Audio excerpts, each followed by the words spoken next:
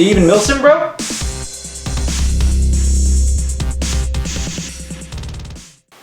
What's going on, Airsofters? With American MilSim's Operation IronHorse 2 just around the corner, and the fact that I have not done a loadout video in God knows how long, now would be the perfect opportunity to show you guys my new MilSim loadout. So, let's get started.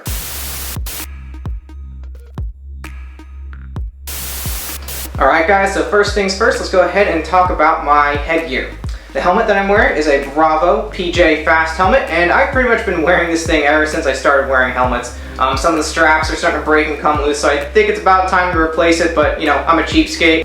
On the right side of my head, I'm running a Contour Roam 2. Now this is a Contour Roam 1, I'm just using it for display, but in place there will usually be a Contour Roam 2 here. And myself and the entire team will actually be running this exact same setup. And how we do this, a lot of people have been asking us, is we use Ops Core arc rail helmet mounts, and basically that mount attaches onto the arc rail of our helmet, and then the contour camera slides onto that. So if you guys are wondering, that's how we do it. Alright, my next piece of equipment is my mesh mask, obviously in OD green, and this one's kind of cool because it's kind of got a skull outline on it. I believe this is a Matrix brand one. I mean, you can kind of pick them up pretty much anywhere, just generic brands all over the place.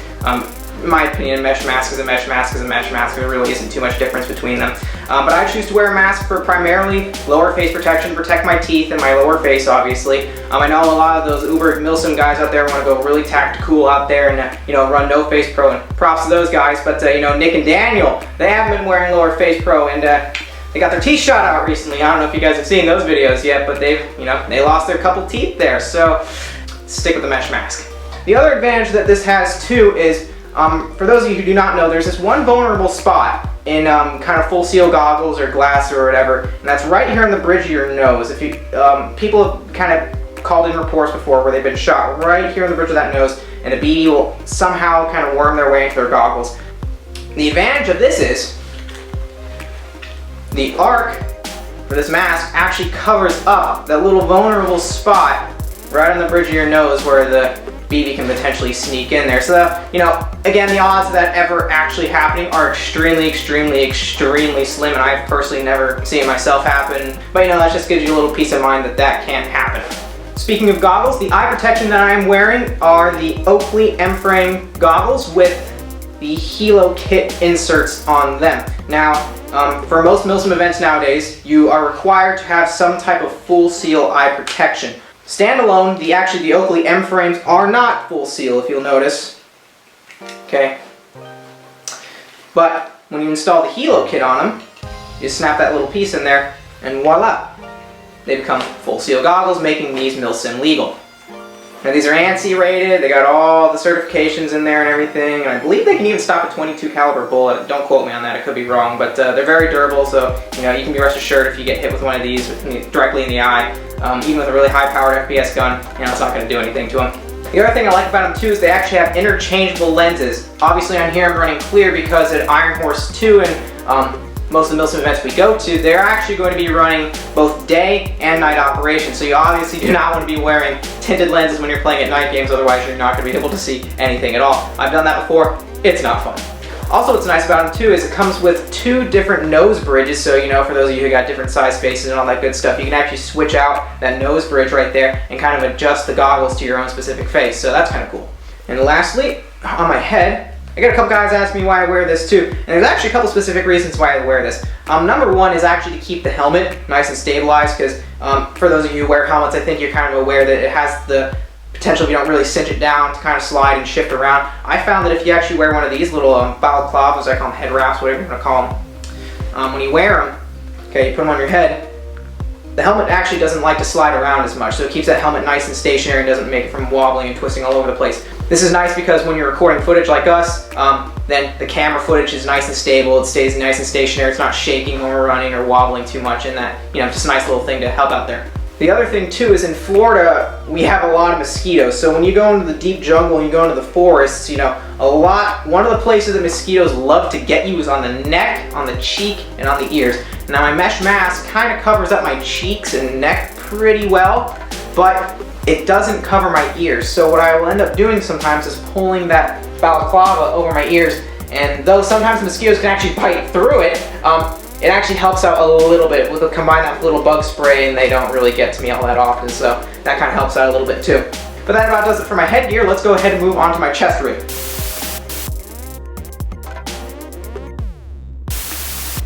Alright guys, so let's go ahead and talk about my plate carrier. The base plate carrier that I'm running is a Cry Precision JPC. And let me tell you guys something, I absolutely love this thing. Okay, I've had a lot of different plate carriers over my time, but this is easily the most comfortable, streamlined, and lightweight carrier I have ever used. I highly recommend it if you can't afford it. If not, I'd recommend getting one of the clones. You know, I think Avengers makes one, you can find them on eVic and stuff like that, but if you can get yourself a Cry clone, JPC or something like that, highly recommend it. The design of this thing is absolutely superb. For a number of reasons, I'll tell you why here in a moment. Let's go ahead and talk about my magazines up front. I've got 3 M4 magazines up front and center here. Obviously, this seems like the best place to put M4 magazine pouches if you're carrying a plate carrier. I mean, they're just right there up front and center. The mags are being held in by a Condor triple stack M4 magazine pouch.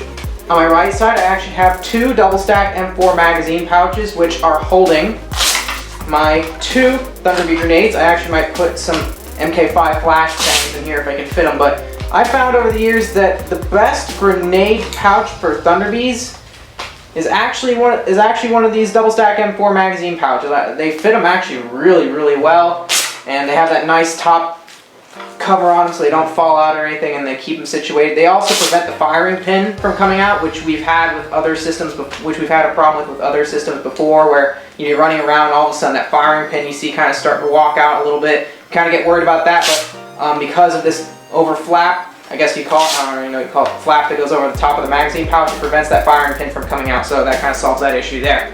Moving on to my left side, I have my IFAK, which holds my 2 ace bandages that I need, obviously, to be revived. Now, for those of you who do not know, a lot of MilSim events are picking up this new rule, where if you get shot, you obviously have to drop to the floor, and a medic can then come along and, you know, patch you up, but he needs to take out one of your ace bandages, one of 2, I should say, wrap around your arm a couple of times, and you're good to go. A lot of MilSim events are starting to pick this up, so if you're planning to get into MilSim, you might read the rule set. I think you'll find that a lot of them are trying to incorporate this into their thing now. It's almost kind of becoming standard. Also, one thing I passed over real quick, I have this modified extended pistol magazine pouch that is actually holding a smoke grenade. It's kind of convenient, actually perfectly sized. This is an Enola Gay, I think it's a purple smoke, so hopefully I get to use that at IronHorse this upcoming weekend.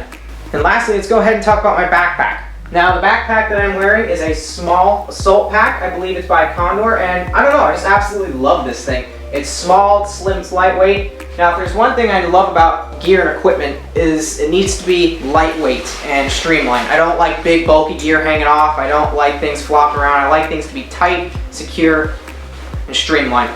It's got an insane amount of storage on the inside. I can't even show you how many pouches and pockets it has. It's absolutely crazy, but I store grenade launchers in here. I keep food, water, tools if I need to take apart a gun on the fly, extra magazines, grenades, pretty much anything that I might need on a moment's notice I carry in this backpack. Now, one of the things some of you might be wondering is why I'm not using some of those backpacks that actually cinch directly onto the MOLLE on the back of your plate carrier. Now, those are slick, those are really streamlined, and they're really comfortable and convenient, but the problem I have is if you go to an event and you're by yourself, which granted won't happen very often if you're playing MilSim and you're playing with your buddies and squad mates, but say you get caught in a situation where you're by yourself and you can't get to anybody and you need something out of your backpack, you're now going to have to take off your entire plate carrier in order to access the contents of your backpack. I find with just a standard backpack that slips over your shoulders, it's easy to put on, it really doesn't get in the way, and you have the ability to take it on and off really quick and whenever you want to. So, just my thinking on that. Again, if you guys are running that back system with those backpacks that are cinched to your plate carrier, I have absolutely no issue with those at all. I think they're actually pretty sick, but you know, just for me, I like the ability to be able to take off your backpack and put it back on pretty quickly just like that. The other thing I wanted to talk about was the fact that with this Cry Precision JPC, you'll notice the shoulder pads are really small and really slim, and what I like about that is it kind of accommodates that backpack extremely well, because with some other plate carriers I've had, it's had some bulky shoulder pads, and they're kind of uncomfortable, and you know, they kind of got in the way and really bulk up those shoulder pads right there. But because these are so small and streamlined, it really allows that backpack just to get right up next to my shoulders. But anyway, guys, that pretty much wraps it up for my plate carrier. Let's go ahead and move on to my battle belt.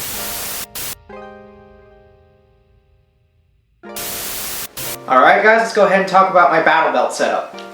The belt that I'm actually using is a G-Coat operator's belt. Now for those of you who run traditional battle belts, the ones that kind of just go around your waist and clip in the front, kind of like that, you'll understand that if you run like a holster like this, or especially like a drop leg, that battle belt over time will kind of start to sag down and drop down and everything, and then when you're running and stuff, it'll start bouncing up and down. It's really kind of annoying and uncomfortable, and you're constantly having to adjust it. I ran one like that for a very long time, and it's because of that I kind of arrived at a solution like this. So what this one does is something really cool. If I undo the Cobra buckle in the front, you'll notice that there's a Velcro underbelt. So what this system does, and a couple other battle belts out there on the market, is they've kind of came up with a solution where if you have this Velcro underbelt that goes through the loops in your pants and cinches down up front, you can then take your battle belt, which has Velcro on the inside, and it goes over the Velcro and buckles really tightly and securely up front there. And when I move around and jump and run and do whatever, even if I hang a really heavy load off the left or right side, notice it doesn't really sag all that much. So that Velcro on the underbelt really just keeps it in place. So regardless, this system is really slick, really streamlined, and it stays in place really well. I'm going to be running this system for Operation Iron Horse 2 this upcoming weekend, and I'm going to be doing a lot of running, a lot of sprinting, and we're going to be doing a lot of behind enemy line stuff at nighttime. So we're going to be very mobile and move around really quickly. So having a system like this that keeps my equipment, especially my battle belt, in place is really vital for me. But let's go ahead and talk about some of the features that I have on here. Starting off on the right side, let's talk about my holster. This is a G-Coat XTI holster that holds my Elite Force 1911. Again, I've been using this handgun, for about maybe a year and a half now, maybe 2 years, and this thing is just reliable. I like to call this gun the AK of handguns. It just runs and runs and runs. I don't actually think I've had a malfunction with it to date. Absolutely fantastic handgun. I actually recommend this for beginners as well because it's actually reasonably cheap. It runs, and I have absolutely no complaints about it. And this is easily my longest surviving handgun. It's CO2 powered, which is probably partially contributory to why it runs so well, because it has all that pressure behind the CO2 to make it run so quickly and so powerfully, so it just blows all that debris out of the way. But extremely reliable pistol, highly recommend it.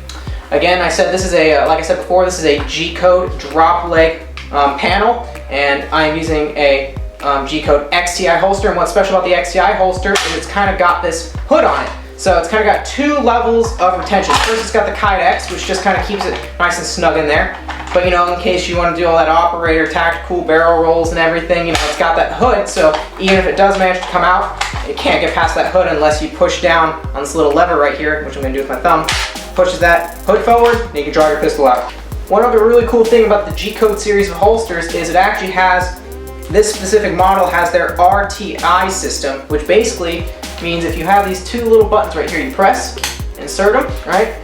And then you're actually able to pull off your entire holster off the panel. Now, why would you want to do this? Well, say you have a different pistol, right? This is a Smith & Wesson M&P9 by VFC. All you have to do is just take your holster, which has the retention system, put it in those little grooves, push down on it, lock them in there, kind of locks in kind of like key mod would, and then you have this little retention button on the front, just push that in, bam, you're secure. Got a new pistol just like that. So for those of you who run different pistols or like to run different weapon systems, but you don't want to spend all the money on just buying a whole new leg panel that has a holster on it or whatever, this is a really convenient option for you. On my left side, we have an HSGI drop leg panel, which has two HSGI tacos on it, and in those pouches I've got two PTS EPM magazines. Absolutely love these magazines. They run flawlessly. They run in just about every single gun I have. Really high quality. Only downside is they're pretty expensive, so if you end up losing one of these on the field, just prepare to cry because it's like $24 just gone. It's got these two hangers right here, I guess you can call them, as opposed to I've seen other ones which just have the single unit right here that goes right down the middle and then it kind of flops back and forth. I kind of like this system where it has one hanger in the front, one hanger in the back, so if you kind of bend your leg up, it's hanging off of one more so than the other one. But if you had a hanger right in the middle, it would kind of tend to flop left or right, but these kind of keep the whole panel in place, so pretty nice little feature there. On the back, we have my dump pouch, which if you guys already don't have one, I highly recommend getting a dump pouch. These things are absolutely mandatory for stowing your mags. So say I get mag out of my rifle, I'm done, drop it, you're good to go.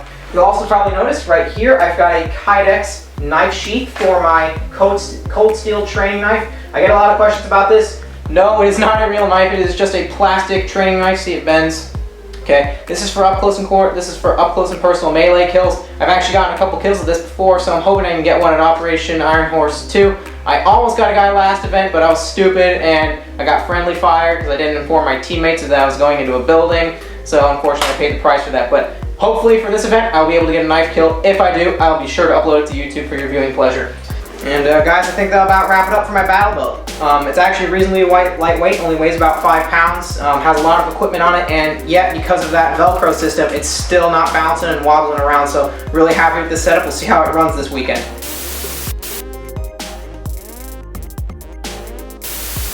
Alright, so let's go ahead and talk about the boots that I'm wearing. I'm actually wearing, at the moment, Moab or MOAB boots. These are, I believe, the waterproof variation ones, obviously in kind of OD green, olive green. I actually got put on to the Merrell boots by Aaliyah, or aka P90 Girl. She has a set of these, and she said she liked them a lot. So far, initial impressions I have on them are they're extremely comfortable. They're extremely lightweight, and you know, I really actually like the looks on them too. They got that nice green coloration to them. Let's talk about my combat shirt and combat pants that I'm using. Right now I'm running Lancer Tactical combat shirt and combat pants, and actually our whole team is running the same camouflage pattern color now, which is obviously this classic woodland. Love this pattern, it works really well in the Florida climate. But one of the reasons why we really switched over to the combat shirt and combat pants style of kind of clothing, the fabric on your chest with these combat shirts are really breathable and really comfortable, and that comes into a really big advantage when you're playing in hot, humid environments like Florida, where anything you can do at some days you can do to just get cool. Like you shed equipment, you shed vests, you shed, I've seen guys shed shirts. So when it gets really hot in Florida or anywhere else we really play for that matter, you really want to keep as cool as possible so you can stay in the game for as long as you potentially can. And wearing a shirt like this combat shirt that has like a lot of potential breathability to it when you're wearing your plate carrier or whatever gear you have on your chest is really vital, because you know, keeps you cool longer, and the longer you stay cool, the more hydrated you stay, and the longer you can play. Keeps you safe too, because you obviously don't want to be overheating. Now for the combat pants, we've pretty much switched over to the combat pants for one specific reason only, and that is because of integrated knee pads, okay? Let me tell you something right now, once you go to integrated knee pads, you will never go back to standard strap-on knee pads. I'm sure for those of you guys who know, when you have those knee pads and you have straps, they tend to fall down, slip, shift around left and right, whatever. It's a huge pain in the butt. You don't want to deal with it. When you go to these ones, they're in the pants. They're built into the pants. They stay in place all the time. They never shift around, and they're actually extremely comfortable. I mean, when you put them on, you completely forget about them. You're not even aware that they're there.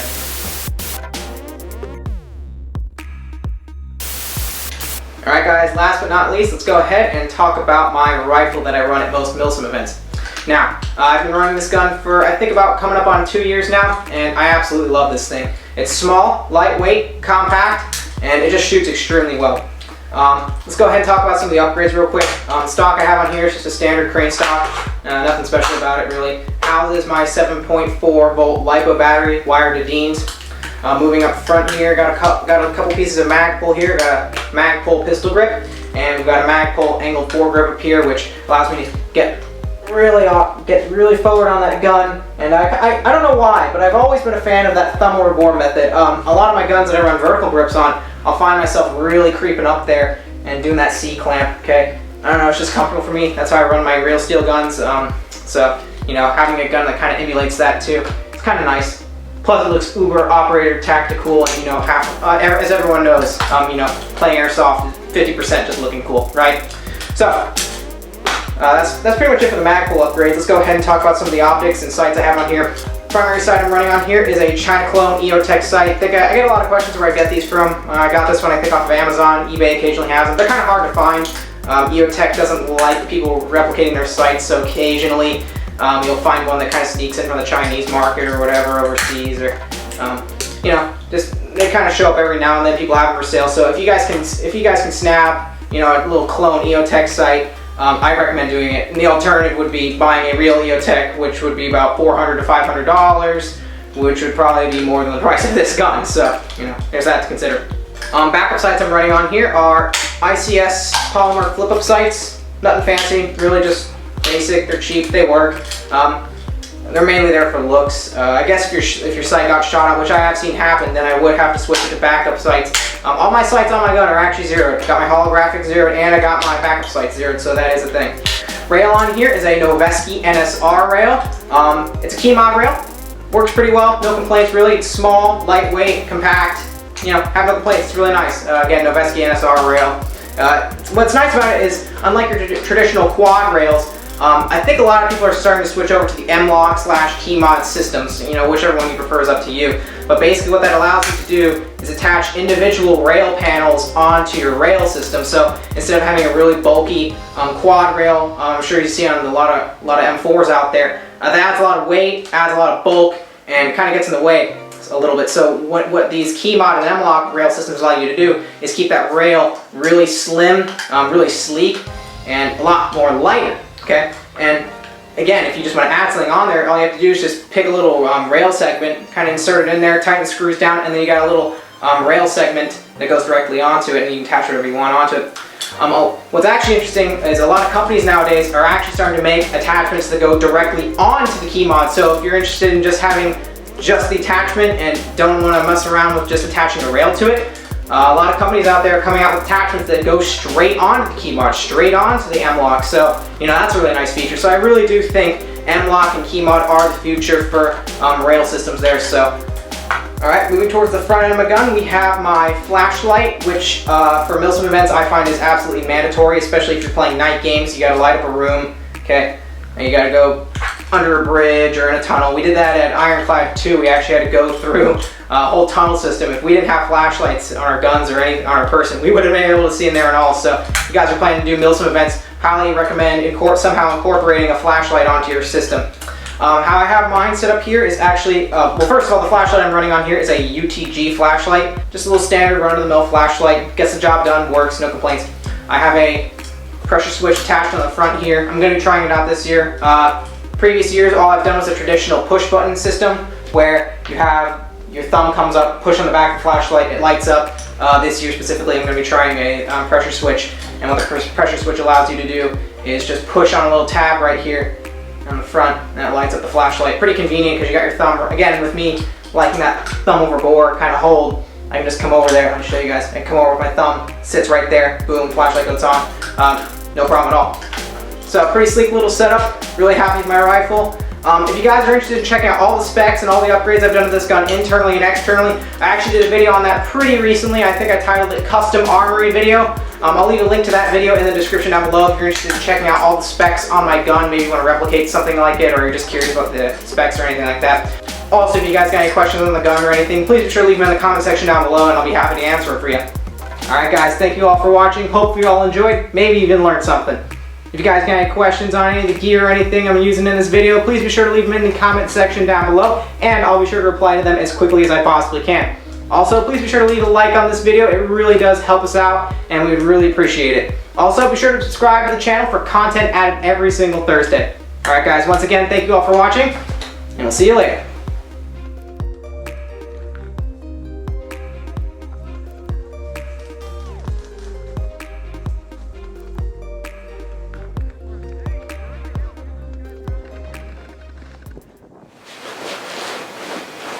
Break it down now, yeah.